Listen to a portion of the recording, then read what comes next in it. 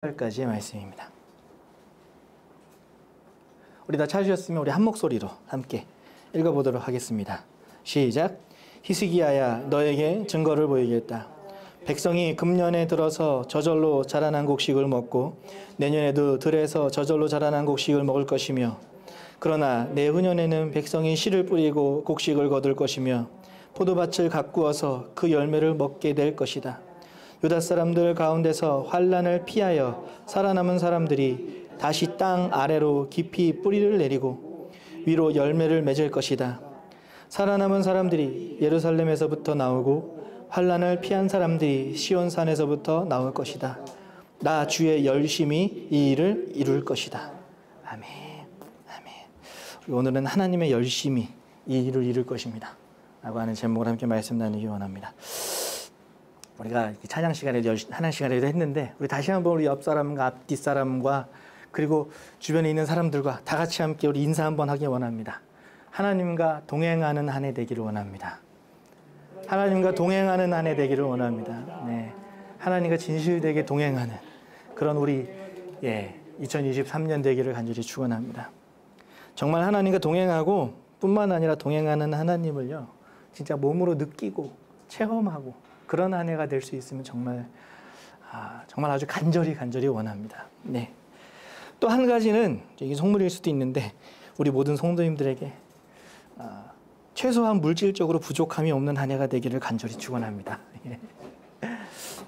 목사가 새해 첫 해부터 이게 좀 너무 속물이라고 할 수도 있겠지만, 우리가 물질적으로 부족할 때만 경험하는 하나님의 은혜가 있어요. 진짜 물질적으로 부족할 때 하나님이 부어주시는 은혜가 있습니다. 그리고 그 은혜가요, 정말 큽니다. 진짜 큽니다. 정말로 하나님이 우리를 먹이시고 입히시는구나 라고 그렇게 느껴질 때가 있거든요. 그런 은혜가 있거든요. 근데 이 은혜는 정 목사님과 제가 느낀 것으로 충분한 것 같습니다. 여러분들은 그 은혜를 느끼지 않았으면 좋겠습니다. 우리 성도님들은 목사의 경험을 그냥 간접적으로 들으시면서 은혜를 받으시고요, 직접 체험하지는 않았으면 좋겠습니다. 여러분들을 마음에 품고 기도하는 목사의 마음이에요. 그 은혜는 우리만으로 족하고, 여러분들에게는 그 은혜보다 물질적으로 하나님이 채워주시는 은혜가 있기를 간절히 원합니다. 오늘 우리가 읽은 열왕기상 19장의 말씀을 알기 위해서는요, 17장까지 거슬러 올라가야 돼요. 당시 중동 지역의 패권 국가는 아시리아라고 하는 나라였습니다. 아시리아는 당시 중동 지역의 패권을 쥐고 땅을 넓혀가기 시작하면서 마침내 북이스라엘까지 점령을 하게 돼요. 이게 열왕기하 17장의 말씀입니다. 당시 북이스라엘의 왕은 호세아였고요, 남유다의 왕은 히스기야였습니다. 아시리아는 이제 남유다까지 자기 영역을 확장하려고 합니다. 북이스라엘을 멸망시키고 이제 아시리아까지 넘어오는 겁니다. 근데 여러분, 보통 전쟁을 하기 직전에 뭘 하죠? 전령을 보내잖아요. 전령을 보내서 항복해라. 우리 그냥 너희 통과할 테니까 항복해라 라고 이야기합니다. 일제시대 임진왜란 때도 일본이 우리나라한테 그랬죠. 야, 우리 너희 지나가가지고 중국으로 넘어갈 테니까 좀 길 좀 열어라. 그때 순순히 길 여는 사람은 호구입니다. 호구. 진짜 호구예요. 이때 당시에도 아시리아가 이 남유다에게 너희 그냥 순순히 항복해라 라고 이야기합니다. 내가 군사를 데리고 너희들한테 쳐들어가진 않을 테니까 그에 상응하는 조공을 바쳐라, 금품을 바쳐라 라고 이야기합니다. 아시리아도 그렇게 얘기했어요. 북이스라엘을 멸망시키고 이제 남유다 턱밑까지 왔어요. 그리고 남유다 왕에게 사신을 보내서 조공을 바치라고 거의 협박이죠. 협박을 하고 있는 겁니다. 그 협박이 18장 14절에서 16절이에요. 제가 읽어드릴게요. 열왕기하 18장 14절 16절. 있는 분들은 함께 찾아보셔도 괜찮습니다. 제가 읽어드리겠습니다. 그래서 유다의 히스기야 왕은 라기스에 와 있는 아시리아 왕에게 전령을 보내어 말하였다. 우리가 잘못했습니다. 철수만 해주시면 요구하는 것은 무엇이나 드리겠습니다. 그러자 아시리아 왕은 유다의 히스기야 왕에게 은 300달란트와 금 30달란트를 요구하였다. 그리하여 히스기야는 주님의 성전과 왕궁의 보물 창고에 있는 은을 있는 대로 다 주었다. 그때 유다의 히스기야 왕은 주님의 성전 문과 기둥에 자신이 직접 입힌 금을 모두 벗겨서 아시리아 왕에게 주었다. 군사력으로는 도저히 이 아시리아를 이길 수가 없었어요. 그래서 히스기야는 남유다 안에 모든 금을 다 모아요. 금과 음을 다 모읍니다. 근데 아시리아 왕인 이 사네립에게 조공을 바치기가 힘들었어요. 그래서 그 금을 아무리 모아도 부족해서 어떻게까지 했다고 말씀에 나와요? 성전 안에 있는 기둥과 문에 있는 금까지 다 긁은 거예요. 여러분 생각해 보세요. 이게 얼마나 비참합니까? 예. 이게 얼마나 비참합니까? 그러나 어쩔 수가 없었어요. 자기 백성을 살리기 위한 하나의 방편, 이거밖에 방법이 없었습니다. 여러분, 그럼 이런 아시리아가 조공을 받고 금을 받고 물러났을까요? 물러나면 참 좋겠는데 얘네들은 애초에 조공을 받는 것이 목적이 아니었습니다. 북이스라엘처럼 남유다도 쳐들어가서 자신들의 영토를 넓히는 것이 목적이었어요. 그래야 이 다음에 이제 이집트까지 내려갈 수 있는 통로가 확보되기 때문이었습니다. 그렇기 때문에 일방적으로 이 계약을 파기하고 남유다 턱 밑까지 이제 군대를 진짜 쳐들고 들어와서 그 앞에 진영을 갖춥니다. 그리고 다시 랍사게라고 하는 전령을 보내. 이 이름도 진짜 이상해요. 이 랍사게 뭐야, 랍사게가. 하여튼 랍사게라는 이름을 전령을 보냅니다. 그리고 치욕적인 말로 이 남유다에게 전쟁을 선포하는데 열왕기하 18장 27절 말씀이에요. 이 말이 정말 굴욕적인 말을 합니다. 제가 읽어드릴게요. 열왕기하 18장 27절 있는 사람들은 함께 찾아보셔도 될 것 같아요. 그러나 랍사게가 그들에게 대답하였다. 나의 상전께서 나를 보내셔서 이 말을 하게 하신 것은 다만 너희의 상전과 너희만 들으라고 하신 것이 아니다. 너희와 함께 자기가 눈 대변을 먹고 자기가 본 소변을 마실 성벽 위에 앉아있는 저 백성에게도 이 말을 전하라고 나를 보내셨다. 엄청 치욕적이죠. 진짜 엄청 치욕적이죠. 내가 너희들 그렇게 만들 거라는 거예요. 아시리아가 여기까지 쳐들어왔는데 너희들 그냥 그렇게 만들 거라는 거예요. 근데 여러분 여기서 더욱 비참한 것이 뭔지 아십니까? 남유다 왕이었던 히스기야는 할 수 있는 게 아무것도 없어요. 할 수 있는 게 없어요. 아무것도 없어요. 그러면 이때 여러분 우리 그리스도인들은 무엇을 해야 될까요? 우리 그리스도인들은 뭘 해야 될까요? 뭘 해요? 기도해야죠. 우리는 기도하는 거예요. 겸허히 내가 할 수 없음을 그냥 인정하고 무릎을 꿇는 겁니다. 19장 1절이에요. 제가 읽어드릴게요. 히스기야 왕도 이 말을 듣고 울분을 참지 못하여 자기 옷을 찢고 베옷을 두르고 주님의 성전으로 들어갔다. 여러분 이게 우리의 힘이고 그리스도인들의 힘입니다. 이 힘을 우리 성도님들이 경험해 봤으면 좋겠어요. 진짜 여러분들이 이 힘을 경험해 봤으면 좋겠어요. 여러분 기도에 엄청난 힘이 있다는 사실 아십니까? 기도에는 정말 엄청난 힘이 있습니다. 여러분 회사에서 인간관계에 문제가 생겼어요. 갈등이 생겼어요. 여러분 기도해 보셨습니까? 진짜 기도해 보셨습니까? 사업을 하는데 갑자기 막혀요. 여러분 기도해 보셨습니까? 뭔가 잘 풀리지 않아요. 자꾸 문제가 생겨요. 여러분 정말 간절하게 기도해 보셨습니까? 교회가 보수화되다 보니까 젊은이들이 교회를 떠납니다. 그래서 그들을 품기 위해서 새로운 모델의 교회들이 나오기 시작했어요. 그 새로운 모델의 교회들은 어떤 교회들이냐면 대충 이렇게 좀 특징을 살펴보면 권위적이지 않아요. 탈권위적이에요. 그리고 세상과 소통이 가능하려고 노력해요. 그리고 또 한 가지 공감할 수 있는 교회예요. 그런 형태를 갖춘 교회들이 막 하나둘씩 나오기 시작했어요. 전 이건 정말 긍정적인 효과라고 봅니다. 정말 긍정적인 흐름이라고 봐요. 그런데 이건 우리 교회를 포함해서 모든 새로운 모델을 표방하는 교회들을 향해서 얘기하는 거예요. 여러분 이런 모든 교회들이 정말 한 가지 우려스러운 것은 기존에 우리가 있었던 교회들만큼 기도합니까? 전통교회만큼 우리가 기도합니까? 기도하지 않아요. 여러분 교회는 하나님의 나라를 세워가는 전초기지입니다. 이 일을 위해서 하나님의 나라의 확장을 위해서 소통하는 거, 세상과 소통하는 거 정말 큰 도움 될 거예요. 탈권위적인 것도 이것도 도움 될 거예요. 공감은 뭐 더 말할 것도 없이 정말 큰 도움이 될 겁니다. 하나님 나라를 세워가는 데 큰 도움이 됩니다. 그런데 여러분, 이것만으로는 하나님 나라가 세워지지 않아요. 내가 임으로 세우고 싶어서 세울 수 있는 나라가 아니에요, 그 나라는. 하나님의 나라는 여러분, 기도로 이루어지는 나라입니다. 기도로 세워지는 나라입니다. 그 기초가 하나님의 마음이고 오늘 제목처럼 하나님의 열심이에요. 하나님이 일하시는 곳에 우리를 동참하게 해주신 은혜입니다. 여러분, 히스기야는요, 무릎을 꿇었습니다. 이것이 히스기야의 힘이었고 남유다 하나님의 백성의 힘이었어요. 그 기도 소리를 들으시고 하나님이 이사야 선지자를 시켜서 응답을 해주세요. 그게 오늘 우리가 읽은 본문 열왕기상 19장 29절에서부터 31절까지의 말씀이에요. 오늘 본문 말씀 우리 다 같이 다시 한번 읽어볼까요? 19장 29절에서부터 31절까지의 말씀. 우리 한 목소리 읽어봅시다. 시작. 히스기야야, 너에게 증거를 보이겠다. 백성이 금년에 들에서 저절로 자라난 곡식을 먹고 내년에도 들에서 저절로 자라난 곡식을 먹을 것이다. 그러나 내후년에는 백성이 씨를 뿌리고 곡식을 거둘 것이며 포도밭을 가꾸어서 그 열매를 먹게 될 것이다. 유다 사람들 가운데 환난을 피하여 살아남은 사람들이 다시 땅 아래로 깊이 뿌리를 내리고 위로 열매를 맺을 것이다.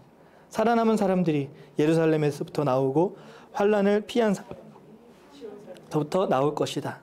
나 주의 열심히 이 일을 이룰 것이다. 야, 두려워하지 마라. 올해 들에서 난 곡식을 먹을 수 있을 거야. 내년에는 씨를 뿌리고 거두어 들여서 또 먹을 수 있을 거야. 여러분, 하나님의 이 말이 좀 감동되지 않습니까? 이 뭔가 그냥 야, 내가 너 지켜줄게, 걱정하지 마, 이거 아니에요. 하나님 이렇게 좀 거칠게 말하시지 않으시고 굉장히 부드러운 거예요. 야, 평소와 같이 작년에도 그랬듯이, 그 작년에도 그랬듯이, 그 전에도 그랬듯이 곡식을 거두어 들여서 먹을 수 있을 거야. 씨를 뿌리고 또 그 열매를 거두어 드릴 수 있을 거야. 지금 하나님 무슨 말씀하고 계신 거예요? 너의 일상, 너의 소중한 그 일상 무너뜨리지 않을 거야. 내가 그거 지켜줄 거야. 라고 하나님이 이스라엘 백성들에게 그 마음을 만지시면서 말씀하시는 거예요.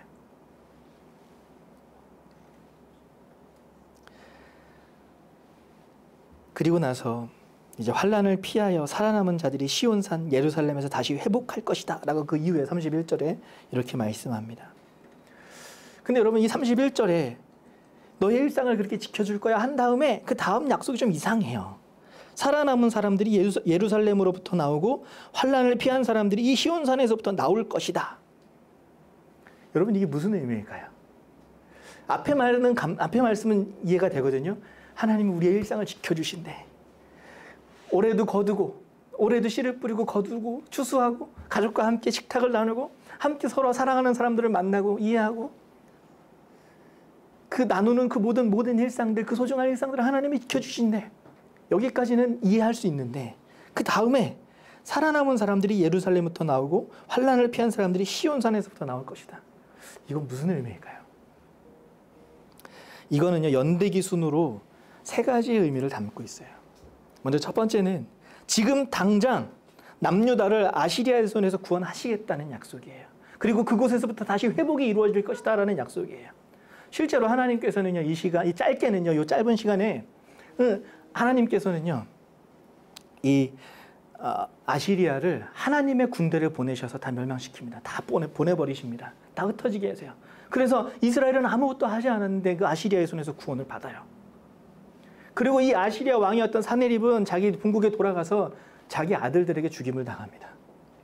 실제로 그 말씀이 그렇게 이루어져요. 근데 여기서 끝나는 것이 아니라 이스라엘이 회복하신다는 건 무슨 말씀이냐면 이제 80년 후에, 이때로부터 이제 80년 후에 남유다에 요시아라는 왕이 나와서 이스라엘을 말씀으로 다시 회복하는 사건이 일어납니다. 지금 하나님이 그 말씀, 그 예언을 이 히스기야에게 들려주고 있는 거예요. 이스라엘의 남은 사람들이 환난을 피하여 산에서부터 나올 것이다. 그 약속 하나님이 이루실 것이야. 하나님이 그렇게 하실 것이야. 내가 그렇게 할 거야 라고 말씀하고 있는 거예요. 그리고 이 살아남은 사람들에 대한 이야기 두 번째는요, 결국엔 이 남유다가 바벨론에게 또 어떻게 돼요? 멸망하게 됩니다. 그리고 바벨론에 의해서 포로로 끌려가게 돼요. 하지만 여러분 포로로 잡혀갔던 사람들이 다시 예루살렘으로 돌아옵니다. 그리고 수르바벨에 의해서 무너진 성전을 재건하고 에스라를 통해서 또 말씀의 회복이 또 이루어지는 사건이 일어나요. 지금 그 사건에 대한 예언이 이 말씀 속에 또 들어가 있는 거예요. 그리고 세 번째로 예루살렘으로부터 살아남은 사람이 예루살렘으로부터 나온다는 말은, 이 약속은 바로 예수 그리스도를 예표하고 있습니다. 하나님의 아들이 우리와 같은 몸을 입으시고 우리의 죄를 짊어지시고 십자가에 오르세요. 그리고 부활하세요. 예수를 나의 주님으로 영접하고 그 길을 따르는 자들에게 성령을 선물로 주십니다. 그리고 하나님의 꿈을 우리도 함께 꾸게 하시는데 하나님 나라를 세우는 사역에 우리를 동참하게 합니다. 이것이 환난을 피한 사람들이 시온산에서부터 나올 것이라는 약속의 중의적인 의미들이에요. 근데 여러분, 이 모든 것을 하나님이 어떻게 이루실 거라고 얘기하세요? 이 약속들을 하나님이 어떻게 이루실 것이라고 얘기하세요? 무엇이 이 약속을 보증한다고 얘기하십니까? 그걸 오늘 본문 마지막 절이죠. 이렇게 얘기해요. 나 주의 열심히 이 일을 이룰 것이다. 나 주의 열심히 이 일을 이룰 것이다. 하나님 자신이 이 일을 열심을 내서 이루실 것이다 라고 말씀하고 계시는 거예요. 여러분, 그리스 신화나 고대 신화 같은 걸 보면 신들이 인간에게는 별로 관심이 없습니다. 신들끼리 서로 싸우고 죽이고 사랑하고 자기들 일에 바빠요. 인간은 신들의 목적을 이루는 수단에 불과합니다. 그리고 이런 신화는 당시의 왕권이나 권력을 정당화하는 목적으로 사용이 됩니다. 그런데 하나님은 그런 하나님이 아니에요. 이 하나님의 열심은 여러분 누구를 향하고 있는 거예요? 우리를 향하고 있는 거예요. 나를 향하고 있는 거예요. 우리의 인생에 적극적으로 관여하시고 주도하시고 이끌어 가시는 분이세요. 오늘 본문만 해도 이스라엘은 아시리아에 무너지고요, 바벨론에 무너지고 페르시아에 또 한 번 무너집니다. 거기에 로마까지 세계사 속에서 이스라엘은 이 태풍의 소용돌이 한복판에 그냥 있어요. 거기서 휘청휘청거립니다. 그런데 여러분, 그 속에서 하나님은 이스라엘 백성들의 진짜 멱살을 잡고 이끌듯이 이끌고 가십니다. 그래서 기어코 요시야 왕이 나오게 하세요. 그리고 기어코 포로로 끌려갔던 사람들을 돌아오게 하십니다. 그리고 기어코 그 작은 예루살렘에서 예수 그리스도를 나게 하세요. 그리고 그 하나님이 우리에게 성령을 부어주셔서 우리와 함께 우리의 삶의 자리자리에 당신의 나라를 세우겠다고 약속하셨습니다.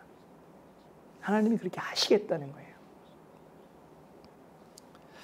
우리가 가끔 성경을 읽다 보면요, 이게 좀 아쉬울 때가 있어요. 성경 읽는 분들에게 좀 아쉬움이 있어요. 그게 뭐냐면, 성경을 인물 중심으로 보거나 사건 중심으로 볼 때가 많아요. 그래서 이게 성도님들이 이렇게 성경 묵상합니다, 이렇게 해서 성경 묵상 노트 같은 걸 보면 대부분 비슷해요. 뭐 예를 들면 이런 거예요. 베드로가 예수님을 3번이나 부인했는데 나도 가정에서 회사에서 예수님을 부인할 때가 있었는지 모르겠다, 뭐 이러면서 이렇게 글을 막 써요. 그렇죠? 이런 식입니다. 근데 여러분, 이렇게 성경을 읽다 보면 성경 속에서 아주 중요한 포인트 하나를 잃어버리고 성경을 읽는 거예요. 성경을 읽으면서 우리가 중요하게 보아야 할 것이 있습니다. 그게 뭐냐면, 이 성경 속에서 하나님이 어떻게 행하셨나, 하나님이 어떻게 행동하셨나, 하나님이 어떻게 말씀하신 그 약속을 이루어 가셨나 라는 거예요. 이걸 보기 시작하면 성경이 새롭게 읽혀지기 시작합니다. 예를 들면 아브라함을 읽을 때 여러분, 아브라함이 믿음의 조상으로서 어떻게 순종했는지, 모리아산에서 아들까지 바치는 믿음이, 그 믿음이 얼마나 대단했는지 막 이런 거를 봐요. 근데 여기서 하나님이 어떻게 아브라함을 이끌고 가시는지를 보게 되면 아브라함의 이야기가 새롭게 읽혀지기 시작해요. 그를 어떻게 부르셨고 약속을 주셨고 지켜주셨고 이끌어 가시는지를 한번 살펴보는 거예요. 그렇게 찬찬히 읽다 보면 한 가지 보이는 것이 있어요. 그게 뭐냐면, 사실 아브라함의 전체 인생에서 하나님이 아브라함에게 직접 나타나셔서 찾아오셔서 말씀하는 사건들 또는 행동하는 사건들이 사실은 아브라함 전체 인생에서는 그렇게 많지 않아요. 예. 뭐 성경에 보면 몇 년에 한 번이에요. 우리는 그냥 그 사건들을 다 종합해서 읽다 보면 한 16장 정도의 짧은 글로 한번 읽다 보니까 그게 그렇게 많이 나타나신 것처럼 보이지만 아브라함의 인생 전체를 읽어보면 한 2년에 한 번, 3년에 한 번 또는 막 16년 만에 한 번 이렇게 나타나신 거예요, 하나님이. 그렇게 가끔씩 찾아오셔서 하시는 말씀이나 지키기 위해서 손을 내미는 사건들을 읽다 보면 하나님이 그때 갑자기 뜬금없이 찾아온 것이 아니라 그 이전부터 하나님이 아브라함의 삶을 섬세하게 살피시고 만지시고 이해하시고 그러다가 절체절명의 순간, 정말 아브라함에게 하나님이 필연적으로 드러나야 하는 그 순간, 하나님이 정하신 때에 아브라함에 보이도록 그리고 아브라함에게 들리도록 나타나셨다는 사실을 알게 됩니다. 이게 아브라함을 향한 하나님의 열심이었어요.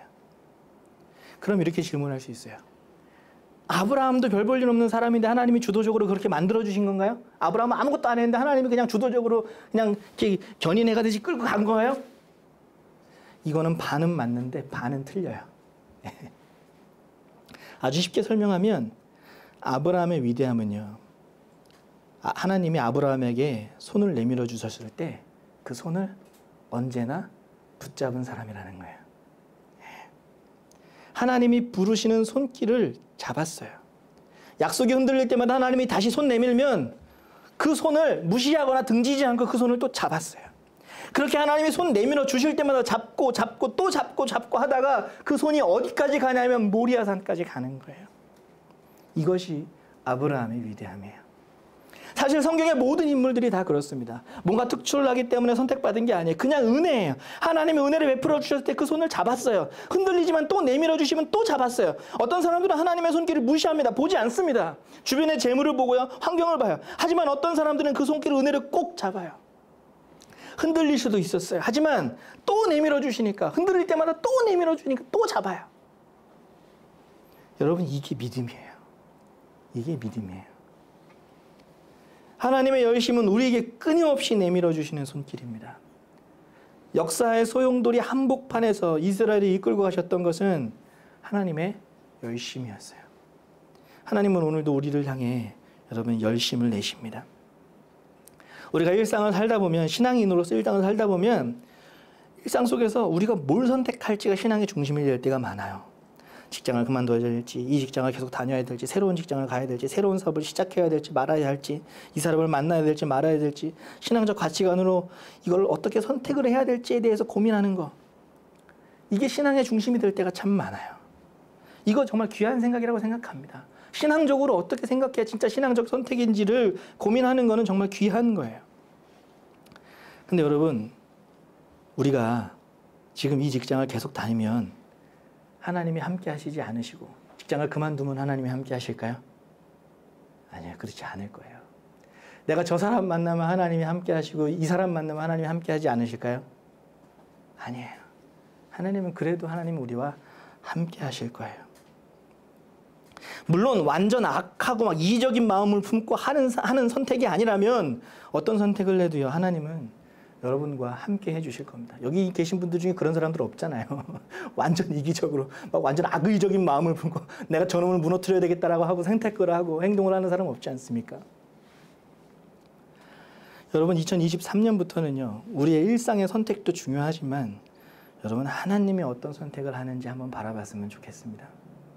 하나님이 어떤 일을 행하시는지 여러분, 그걸 좀 봤으면 좋겠습니다. 하나님의 열심이 이 일을 이루실 것이다. 여러분들의 삶의 자리자리에서 하나님의 나라를 세워가실 거예요. 분명히 하나님 그렇게 하실 거예요. 그 일을 여러분 보았으면 좋겠습니다. 그 일을 하나님 그냥 하지 않으십니다. 내가 나의 열심으로 그 일을 이룰 것이다. 라고 하나님 우리에게 약속하셨습니다. 말씀하셨습니다. 그 약속을 우리가 붙잡고 그리고 하나님의 이끌림 받아서 하나님 우리에게 손 내밀 때 우리도 그 손 잡고 갔으면 좋겠습니다. 우리 이제 다 같이 함께 찬양합시다. 우리 전 찬양을 잠깐 바꾸고